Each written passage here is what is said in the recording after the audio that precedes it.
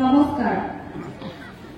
আজি মঞ্চত উপস্থিত থকা আমাৰ নেতা, আমাৰ এই দলৰ সভাপতি, জনদৰদী নেতা হযৰত মৌলানা বদৰুদ্দিন আজমল আল কাসিমি সাহেব, মঞ্চত উপস্থিত থকা আমাৰ এই দলৰ সাধাৰণ সম্পাদক সভাপতি আমাৰ হাফিজ বশিৰ আহমেদ কাসিমি সাহেব, মঞ্চত উপস্থিত থকা গোৱালপাৰা জিলা কমিটিৰ বিষয়ববীয়াসকল,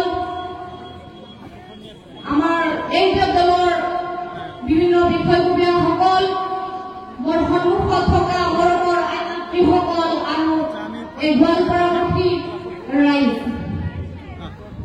পোনপ্ৰথমে মই আপোনালোক আটাইকে অনুৰোধ জনাইছো যে আমাৰ নেতা হযৰত মৌলানা বদৰুদ্দিন আজমল আল কাসিমি সাহেবৰ কাৰণে এটা জোৰদাৰ হাততালি হ'ব লাগে। আৰু এটা হাততালি হ'ব লাগে আমাৰ ইয়াত উপস্থিত থকা সকলো মহিলাসকলৰ কাৰণে, যিসকল মহিলাই আমাৰ হুজুৰক ইমান বেছি সন্মান কৰে আৰু এই মহিলাসকলে আটাইতকৈ বেছি ভোট দিয়ে আমাৰ নেতা, জনদৰদী নেতা হযৰত মৌলানা বদৰুদ্দিন আজমল আল কাসিমি সাহেবক। আপোনালোক আটাইৰে এটা হাততালি হ'ব লাগে যিসকলে আমাৰ নেতাৰ কাৰণে অধিষ্ঠিত হৈ আছে। এগৰাকী সংখ্যালঘু জীয়নী হিচাপে মই গৌৰৱ অনুভৱ কৰোঁ যে আমি এনেকুৱা এগৰাকী নেতাৰ নেতৃত্বত আজি ৰাজনৈতিক পথাৰত ভৰি দিছোঁ, যিগৰাকী নেতা অসমতে বিখ্যাত নহয়, ভাৰতবৰ্ষতে বিখ্যাত নহয়, বিশ্বত তেখেত জনাজাত।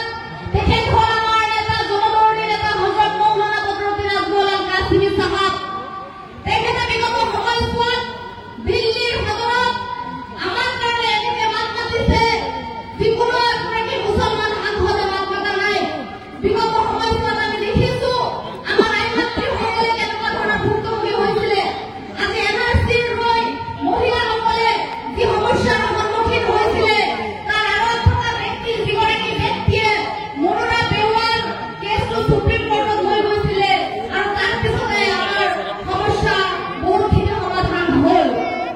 যিয়ে নহওক, আজি আমি দেখিছোঁ যে অসমত আমাৰ নেতা হযৰত মৌলানা বদৰুদ্দিন আজমল আল কাসিমি সাহেবে অসমৰ সংখ্যালঘুৰ কাৰণে বা অসমৰ মুছলমানসকলৰ কাৰণে যিদৰে তেখেতে ৰাজনৈতিক প্ৰেক্ষাপটত এগৰাকী সফল ৰাজনৈতিক নেতা হিচাপে কাম কৰিছে, সামাজিক হিচাপে তেখেত এগৰাকী সবল সামাজিক ব্যক্তি।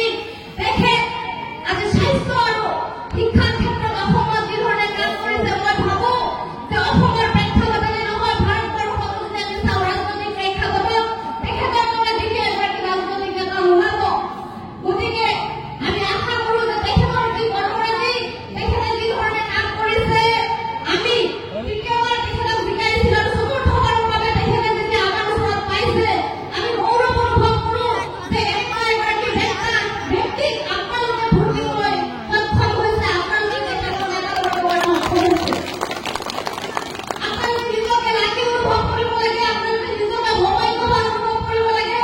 যিগৰাকী ব্যক্তিয়ে আজি বহি বহি খাব পাৰিলে হয়, সোণৰ চামুচ মুখত লৈ জন্মগ্ৰহণ কৰিছে, কিন্তু তেখেতৰ আজি অভাৱ নাই। আল্লাই তেখেতক ইমানখিনি দিয়াৰ পিছতো আজি এই ৰাতিপুৱা চৰে চৰে ঘূৰি